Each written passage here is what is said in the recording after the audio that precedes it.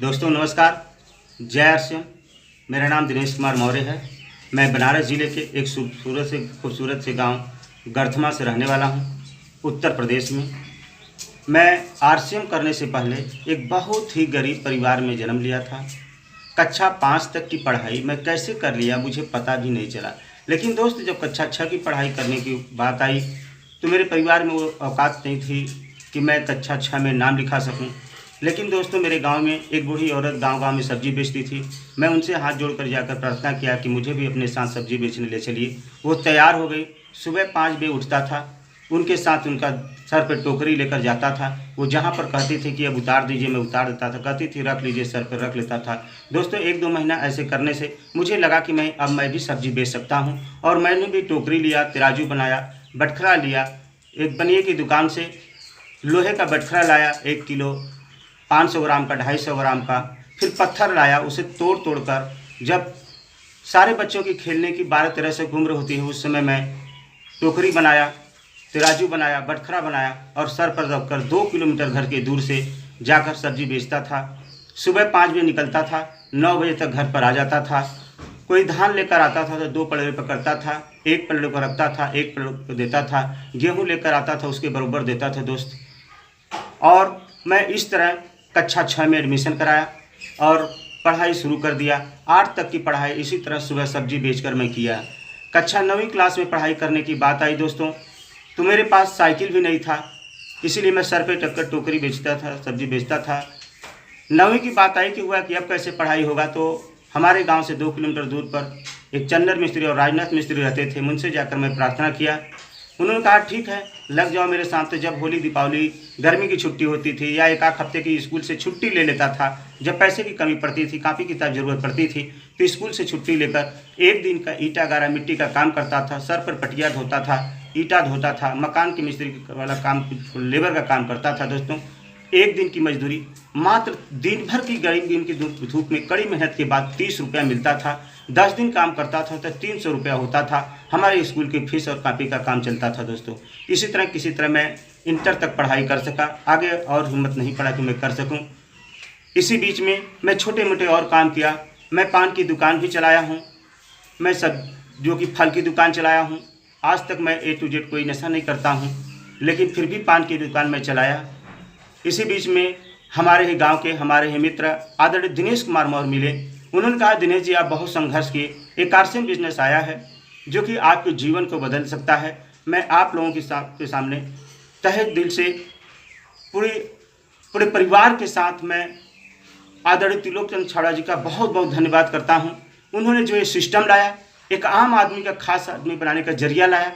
मैंने RCM business में joining किया और लोगों से आरसीएम के विषय में चर्चा करने लगा। लेकिन लोगों मेरी बात नहीं मानते थे, क्योंकि एक गरीब की बात कोई नहीं मानते थे। लोग कहते थे कि ये तो खुद ही गरीब है, क्या अमीरी की बात करते थे। लेकिन मैंने सिस्टम का उपयोग किया सर। मीटिंग सेमिनार होता था, लोगों से हाथ जोड़ता था, कहता था एक बार मेरे साथ मीटिंग में चलिए, आप देख लीजिए, अगर सही हो तो करिए, नहीं सही हो तो हम भी छोड़ देंगे दोस्त। उनके किसी तरह मैं बहला फुसला कर ले जाता था। जो मीटिंग सेमिनार में वो जाते थे तो कहते दिनेश जी, अब तू क्या करेगा, बिजनेस से बिजनेस तो मैं करूँगा। ऐसे लोग मेरी टीम में आते गए। एक दिन बहुत बड़ी टीम हुई दोस्तों। मेरी आरसीएम से पहले इनकम 445 रुपये के लगभग आया था दोस्तों। उसके बाद मैं लीडरशिप का पिन अचीव किया, रॉयल्टी हुआ, टेक्निकल हुआ, और टेक्निकल होते होते मेरे बिजनेस इनकम मेरा 45-46 हज़ार रुपये पर मंथ इनकम आने लगा। लेकिन दोस्तों क्या बताएं, ऊपर वाले की प्रकृति की जो भी महिमा रहा, एक बार आरसीएम पर संकट आया, मैं फिर जहाँ से था फिर जीरो पर हो गया। लेकिन दोस्तों मैंने हिम्मत नहीं हारा। हमने कहा कि जब मुझे आरसीएम की ज़रूरत थी तो आरसीएम मेरे साथ था। आज आरसीएम की ज़रूरत है तो हम आज आरसीएम के साथ होंगे। कुछ भी हो जाए मैं मैदान छोड़कर भागूंगा नहीं, कितना बड़ा संघर्ष आ जाए मैं आरसीएम के साथ हूँ। मैंने जंतर मंतर धरना पर गया, जयपुर, राजस्थान, जयपुर जो है कि उद्योग मैदान में 150 दिन घर द्वार छोड़कर वहीं रहा, कंटिन्यू रहा। एक दिन मैं घर पर भी नहीं आया। मेरे परिवार के लोग, सारे लोग, किसी तरह मेरे बच्चे वो रुद्राक्ष का माला घोते थे तो शाम को थोड़ा सा तेल या प्याज से रोटी खाते थे।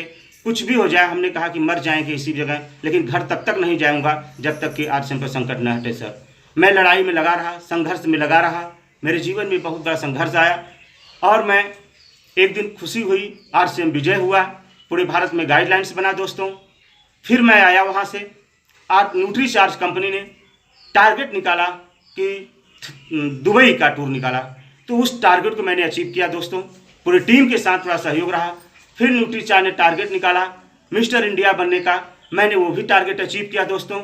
फिर न्यूट्रीचार्ज ने टारगेट निकाला गोवा का टूर निकाला, उसमें आदित्य आर्या के साथ फोटो खिंचाने का मौका मिला, वो भी अचीव किया दोस्तों।